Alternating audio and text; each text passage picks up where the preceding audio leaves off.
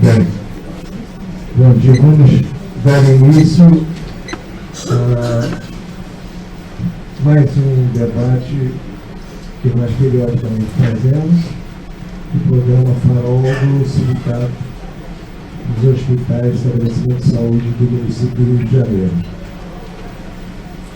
Então, eu gostaria de, embora ele esteja lá fora, mas eu gostaria de agradecer a nossa parceira aqui, que é a Casa de Saúde São José, e aqui o Augusto Mano, que é o diretor da Câmara. Eu gostaria de agradecer, que sempre nos apoiou, sempre nos deu a casa aqui para que a gente pudesse fazer este evento periodicamente.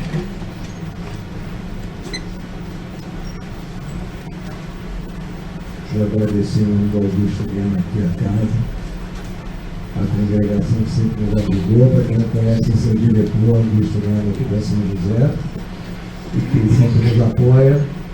Então nós vamos hoje falar sobre alguns assuntos, e eu gostaria, antes de começar, ainda tem gente chegando lá fora, já de tocar em alguns assuntos que precedem o nosso debate. O tema do debate nós já sabemos e vamos conversar já mais a respeito disso, e o que eu gostaria de começar mostrando era alguma coisa sobre o programa Farol atual. Então, esse é um programa que já vai completar no final deste ano 6 anos de existência. É um programa, para quem não conhece, de indicadores de desempenho. Ele é patrocinado pelo sindicato, portanto é gratuito. Então, a participação dele é apenas com o objetivo de estimular o trabalho em rede, estimular o benchmarking e de fazer com que as instituições se aprimorem. Muitos dos senhores participam e outros, creio eu, que estejam ouvindo pela primeira vez e não conhecem o que se trata. Então, eu vou passar hoje aqui os gráficos que trabalham já com 5 anos que esses hospitais vêm colocando. Isso já nos dá uma visão um pouquinho mais segura do que acontece na rede. E muitas vezes o que acontece na rede não é o que está no gráfico. Então nós temos hoje 31 hospitais na rede, dentro do programa Farol, mas já tivemos com mais de 50 hospitais. Isso por quê? Porque muitos hospitais entram, não conseguem manter a colocação dos indicadores e acabam saindo. Outros hospitais entram, passam um longo tempo e começam a claudicar lentamente, vão deixando de colocar os indicadores, pula um tempo, coloca, pula, para um período, e você no final vai vendo que esses hospitais perdem a capacidade de organização e caem e saem. Então, nesse período de 5 anos, nós tivemos quase 50% de entrada e saída de hospitais. E esse movimento, ele repercute sobre os gráficos. Então, se a gente der uma olhada, isso aqui é só um exemplo, todos os outros gráficos vão estar a partir desse mês já no site do programa Farol, para que os senhores possam acessar, o acesso é livre e tudo isso está demarcado. Então, isso aqui é uma média, 2010 a 2014, da visão com a úlcera de pressão. O que a gente tinha visto anteriormente é que a úlcera de pressão não é apenas o problema da presença do evento, ele é um problema de notificação. E é um problema de notificação para quem não tem uma cultura instalada. Então a gente vê aqui, este grupo aqui, nós dividimos os hospitais, é o grupo que tem acreditação, leia-se aí, Diona 3, JCI ou canadense, e este grupo aqui é o grupo não acreditado. Então o que a gente vê é que no início, este grupo de hospitais não notifica e passa a notificar de uma forma muito maior do que os hospitais que vêm nessa espiral decrescente, que são os hospitais acreditados. Isso aqui a gente espera então que depois da fase inicial de notificação comece realmente uma curva de melhoria para que haja uma redução progressiva desse grupo não acreditado. Se nós formos olhar então o que vem, criamos aqui os 11 hospitais que estão desde 2010. Então este grupo aqui, ele mostra entradas e saídas, diversos hospitais entrando e saindo. Vocês vejam que há um padrão de ligeira elevação. E você vê que a incidência desses hospitais que estão há mais de 5 anos colocando os dados é inferior com tendência negativa. Então a gente vê que os hospitais não acreditados têm um efeito muito importante sobre os gráficos. E isso é lembrança para que quando a gente analisa a curva inicial, a gente tem uma impressão. Quando você já divide em acreditados e não, ou não, você tem outra impressão. E quando você pega os hospitais que estão a longo prazo, cada vez mais seguros e mais conscientes do que fazem, você vê que esta é uma amostragem interessante. Essa análise aqui a gente está conversando. Isso não é uma análise para se levar ao pé da letra. Mas apenas o que a gente começa a ver agora é que há uma diferença importante entre quem já vem a longo prazo trabalhando na qualidade, captando as suas informações, fazendo as suas notificações, de quem entra agora e está começando com esse processo. Outro item aqui é pneumonia associada à ventilação. Então a gente vê que no grupo todo há uma queda ao longo dos 5 anos, que pareceria muito bom, né?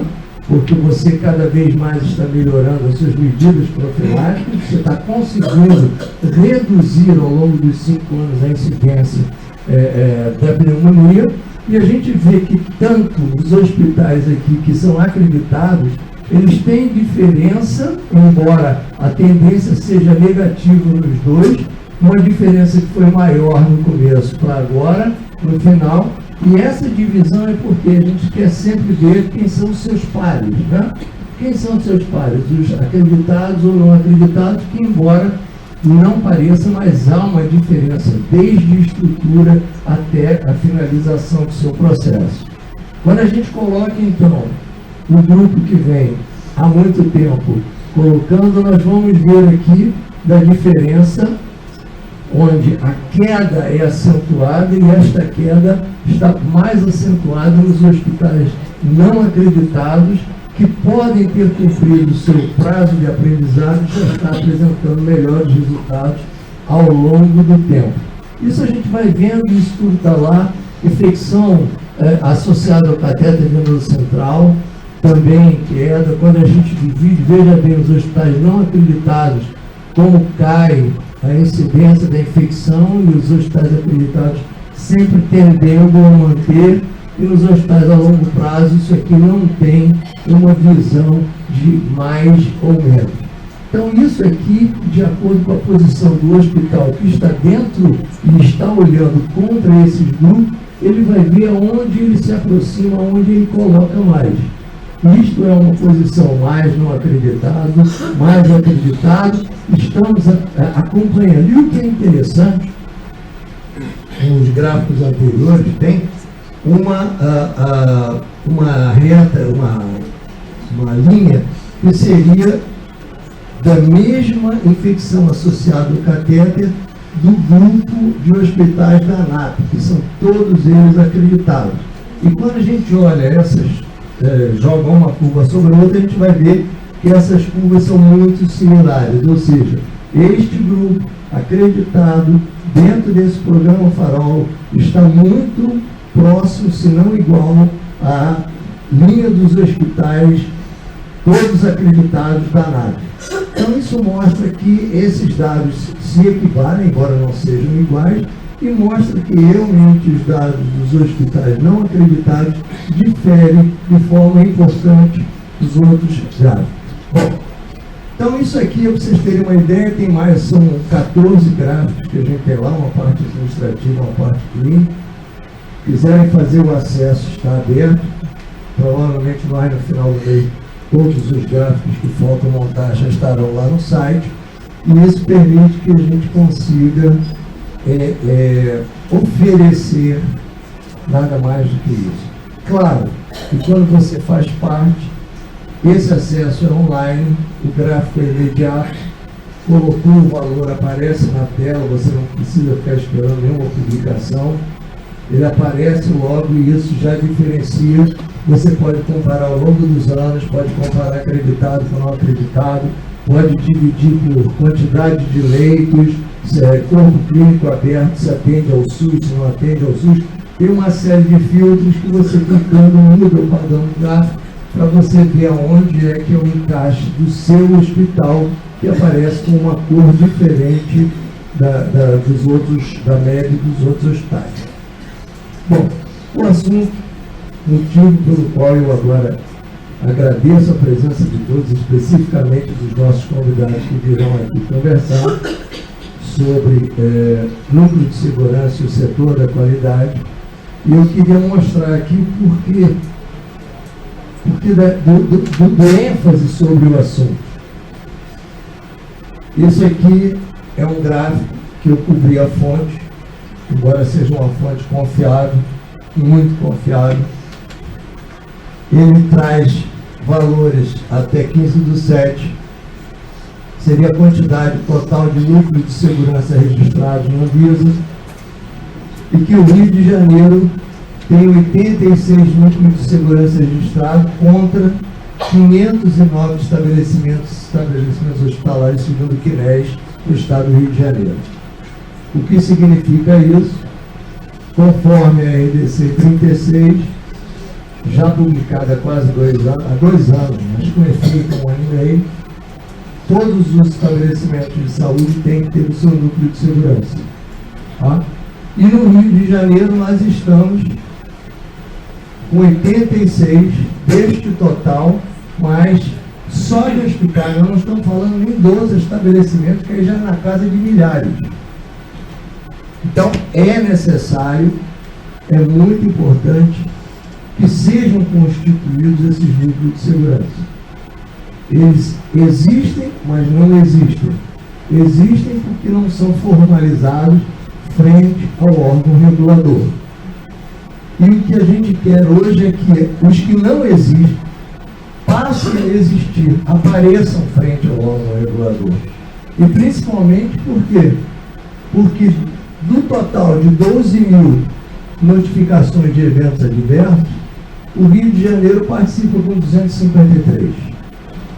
Então, existe notificação, sim, existe gráfico, existe indicador, existe tudo, mas não existe a comunicação oficial. Então, nós temos aqui uma situação onde, na realidade, isso é Brasil, né? Falamos de Rio de Janeiro, mas era Brasil. Mas, em contrapartida, a gente tem 2 outros países aqui, que é São Paulo e Minas, e que estão na ponta das notificações. Quando eu falo notificações, são oficiais, não é que elas não existem. Então esse é o objetivo, isso foi o que chamou a gente a trabalhar hoje. É trabalhar nesse conjunto para que todos os setores que são de qualidade, compostos, existentes dentro dos hospitais, passem a ser também os núcleos de segurança, ou atuem como os núcleos de segurança pedidos pela agência. Isso permitirá, então, que todos esses números que nós temos aqui, e que serão publicados em breve, eles são extraoficiais no momento, mas a fonte é segura, e que a gente, então, consiga ultrapassar isso. Não há dificuldade, basta que haja uma acomodação entre o que já existe e o que a gente pretende que venha a existir. Tá? Então, esse é o motivo de estarmos conversando aqui, porque saiu agora esse ano, publicado, esse plano de integração. Na realidade, o objetivo que a Anvisa quer é um pouquinho diferente do núcleo como um todo, mas ele já está publicado e o objetivo dele é fazer, e aí que entra a celeridade, a premência, porque a meta que a Anvisa pretende é de avaliar e monitorar a estrutura, tá, e as ações. monitorar, avaliar monitoramento de 90% das notificações de óbito e realização de autoavaliação em 60% dos hospitais e 90% em 5 anos. Isso significa dizer que as visas estaduais começarão a implementar este plano, fazendo as exigências que forem necessárias para a existência desse núcleo de segurança. Então é necessário que os senhores estejam atentos. E o que a gente estava conversando aqui é que, por ser já definido como legislação em vigor, para aqueles hospitais acreditados, é necessário e absolutamente indispensável que exista isso, que faz parte do padrão de acreditação de que o hospital esteja consoante com as leis, consoante com as normas, para que haja, então, o cumprimento de tudo que existe, principalmente dentro daquilo que a gente olha como a liderança do hospital. Então, o objetivo aqui é deixar claro que é necessário que exista o lucro. Se ele existe o lucro como segurança, como setor, como gerência da qualidade, não importa, mas que ele passe a coexistir ou existir como um só, para que possa então ser formalizado e passar a existir como núcleo de segurança dentro, com ou junto, da forma que for, ao setor de qualidade das instituições. Então, dentro desse objetivo, então, nós trouxemos aqui, e eu agradeço muito a presença da Elideia Lima, por favor, para vir aqui para que a gente consiga então debater o assunto. A Elideia é a diretora corporativa da qualidade da Rede DOR, São Luís. A Roberta Tributeri, que é a gerente de qualidade no Rio de Janeiro, e o Walter Mendes, que é o suporte técnico científico da Anvisa, e representando aqui o Poder Escola Nacional de Saúde Pública. Então, esse grupo aqui é o que vai permitir que hoje nós temos algumas questões, e eu mesmo vou fazer algumas perguntas. Eu gostaria que os senhores, concordando ou não, ou tendo outras dúvidas, por favor, dirijam essas perguntas, que nós temos um microfone, nós temos, o único pedido é que o evento está sendo gravado e filmado, e depois vai estar disponibilizado também no site do programa Farol. Então, eu só peço que ao fazer uma pergunta ou algum comentário, no microfone se identifiquem, por favor. Então, essa primeira questão eu vou passar para o Walter. As senhoras que me perdoem. Eu vou passar primeiro para ele, uma vez que ele representa, ele traz a ideia inicial da criação do núcleo, o apoio, o suporte à Anvisa, que seria o seguinte: na realidade, o núcleo de segurança, ele foi criado, ele agrega valor ao que já existe no setor de qualidade das instituições. Quer dizer, isso é possível, ou ele simplesmente foi criado como um apêndice apenas para implementar a capacidade de receber informações da Anvisa? Ele vem trazer algum valor, Walter? Bom dia a todos. Eu agradeço o convite do Farol e da direção do hospital para poder estar presente e poder conversar com vocês a respeito disso. Me permite só uma digressãozinha rápida para poder chegar na tua pergunta. É preciso que esteja claro para todo mundo que a segurança do paciente é apenas uma dimensão da qualidade. Existem outras. Você pode, eu sempre falo quando eu dou aula, é o seguinte: você, por exemplo, pode tratar AIDS, um paciente aidético, né, com toda a segurança, todo mundo organizado, direitinho e tal, e em vez da antirretroviral, da AZT. Né? Você organizou toda a segurança, entretanto você não está sendo efetivo porque você não está usando a droga necessária para poder tratar o paciente, você está totalmente desatualizado. é um dos exemplos do fato de que a segurança do paciente não é absoluta, pelo contrário, era apenas uma dimensão da qualidade. Dito isso, existe uma outra questão que é o seguinte: os hospitais acreditados, né, já têm mais experiência disso do que os demais. Por quê? Dentro dos comitês de qualidade, existem os hospitais que trabalham sob acreditação, você já tinha as atividades, porque existem metas de segurança do paciente, as atividades já estavam dentro do comitê de qualidade. Então já se trabalhava a especificidade da segurança do paciente nos comitês de qualidade dos hospitais acreditados.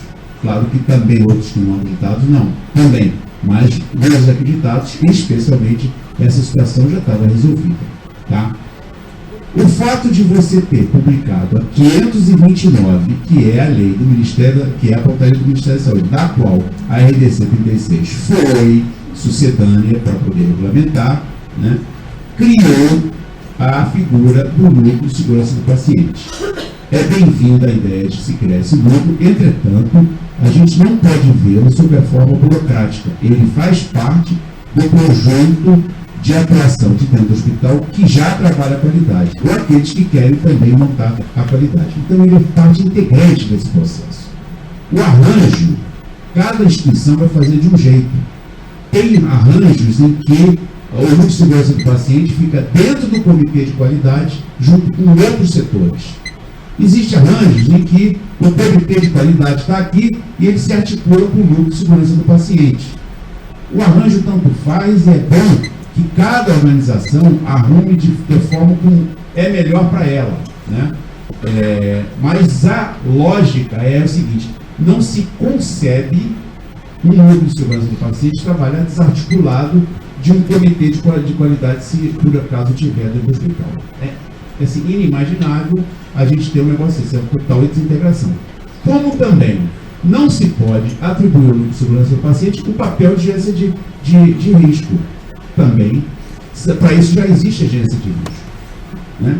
Se você for ocupar o núcleo de segurança do paciente com notificação apenas, a gente não terá atingido o objetivo que a gente queria. Tá? Então, se o hospital tem um comitê de qualidade, tem o núcleo de segurança do paciente, e o agência de risco é ideal. Por quê?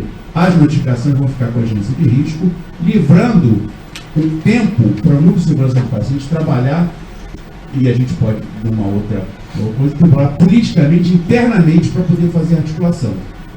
Né? Porque o núcleo não pode ser mais uma caixinha no hospital que funciona desarticulado. Se for isso, a gente errou.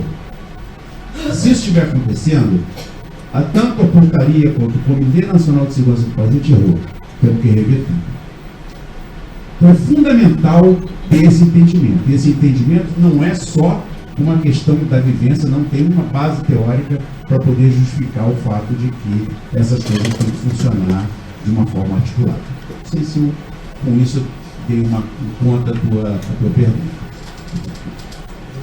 Alguma questão que quer comentar, quer progredir nessa informação? Obrigada pelo convite. Como o Walter falou, nos hospitais da rede, a gente fez a implantação do núcleo de segurança da mesma forma, alinhado ao comitê de qualidade e segurança. Existem os processos dentro muito bem alinhados, mas o núcleo de segurança do paciente, ele é focado na estratégia da instituição e na segurança do paciente. O gerenciamento de risco cuida dos processos de notificação, passa essa informação para o núcleo de segurança, que ele alinha as estratégias e os acontecimentos internos, e a qualidade faz a implantação desses novos processos ali. Então, não é fácil, né? A gente fez um desenho aqui bacana, fez aqui um esquema interessante, mas não é fácil essa implantação, assim como a ideia. A gente tem a rede inteira, um número de hospitais para cuidar e para fazer esse processo. Cada hospital com uma qualidade, uma especificidade diferente, com uma informação diferente e uma formação técnica diferente também. Então, implantar esse processo de forma igualitária dificulta ainda, não digo para você nem 60% perto, A gente trabalha forte nisso, a gente tenta muito chegar próximo a uma meta desejável de qualidade e segurança, mas infelizmente a gente já está distante disso, trabalhando para isso, mas a gente conseguiu implementar dessa forma para poder fazer um trabalho agregador e com pessoas diferentes também dentro desse processo, para que quanto mais gente estivesse envolvida, mais disseminado ficasse a informação. Bom dia a todos. Eu agradeço ao João pelo convite. Bom dia por incentivar esse evento, porque a gente sempre sabe que é muito bom desempenho para todos. Como o Roberto falou, a gente tem muita dificuldade. Eu acho que é legal quando volta e fala que se não foi assim, está errado, a gente tem que pensar. Porque a gente até fez uma discussão no ano passado, em abril, com a ANAP e o Ministério, exatamente para poder discutir como implementar aquilo tudo que estava sendo colocado. Na Redditor, a gente também partiu pela mesma opção. O escritório da qualidade acompanha todos os processos de notificação, faz a gestão do risco, do que eu estou notificando que é um evento grave ou não. A gente adotou a taxonomia da OMS e o núcleo de segurança é uma equipe multidisciplinar que trabalha junto com esse escritório, ligada diretamente à direção, para conseguir implementar as melhorias. Só que isso não é fácil, gente, não é mesmo. Embora o primeiro problema é fazer com que as pessoas entendam que tem que notificar. E aí a gente vai conseguir um problema que com certeza o João vai abordar depois, que é o excesso de notificação, como controlar todo esse excesso de notificação. E a Roberta tocou no ponto que a gente já conversou antes, que é muito importante. Se até então a gente trabalhou esse assunto focado na acreditação, ele não é dependente só da acreditação. Isso deveria ser uma cultura nossa já na saúde. Para mim, a Frutaria 529 e a RDC, eu falei isso várias vezes, é um marco do trabalho do Ministério e com toda a parceria com a Fiocruz para tratar desse assunto, que agora a gente tem normas claras para isso. Então, esse é um momento que a gente definiu como norma e dá a nós, escritório da qualidade, ferramentas para dizer o que tem que fazer e a linha entre as acreditadoras. Porque até então, cada unidade, e no nosso caso que temos redes de hospitais com vários modelos de acreditação, JCI, ONA ou canadense, cada momento a acreditadora quer que se faça de um jeito. Então, para nós na rede, isso ficou muito confortável. Nós pegamos a RDC 36, elaboramos uma diretriz da política corporativa, que para nós é dito, validado pela legislação, e tem que ser feito no acompanhamento de eventos. E agora não adianta a acreditadora falar, mas eu queria que fosse cor de rosa, vocês estão fazendo em vermelho. Não me interessa. A diretriz vem da RDC e nós vamos fazer assim. A mesma coisa era taxonomia. A gente não tinha um padrão. E aí, para um era sentinela, para o outro era grau 1 quando vai ao óbito, e a equipe fica o que é. Então, nós também definimos que é taxonomia da OMS. E o que a gente usa para classificar os eventos é a classificação da OMS. Isso acelerou muito o nosso processo de entendimento. Então, a nossa proposta aqui não é dizer que o mundo é limpo, fácil, porque não é para debate, é para dizer que as nossas dificuldades. Mas, assim, esses foram pontos que nos deram um caminho de dizer, estão no caminho certo. Então, eu tenho certeza que a RDC, ela ajudou muito o escritório da qualidade, o núcleo da qualidade, o comitê da qualidade, não que a gente quiser dar, para dar ferramenta e vir dizer a esse diretor. Olha, e assim, legislação não tem nada melhor que isso, apesar de a gente estar no Brasil e as pessoas ainda não acreditarem que as leis são para ser cumpridas, mas por vezes eles assustam, entendeu? E a gente já está tendo reflexos disso. Notifiquei no setor da hemoterapia e não notifiquei no núcleo. E agora a vigilância está cruzando. Eu estou achando isso ótimo. Alguém está aberto a pergunta também, se alguém tiver alguma dúvida, pode solicitar o microfone também.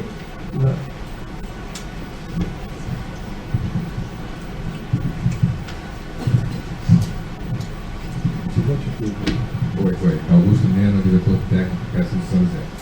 A gente tem participado desde o início disso tudo e foi muito surpresa para a gente no começo a desconfiança que os hospitais tiveram diante da implantação do núcleo de segurança do paciente. Acho que o que atrasou um pouquinho essa entrada maior, essa participação, essa aderência, vamos dizer assim, essa visão maior, foi justamente, eu participei de vários fóruns do que a Anvisa está querendo saber das notificações. Então isso gerou no começo uma resistência, né?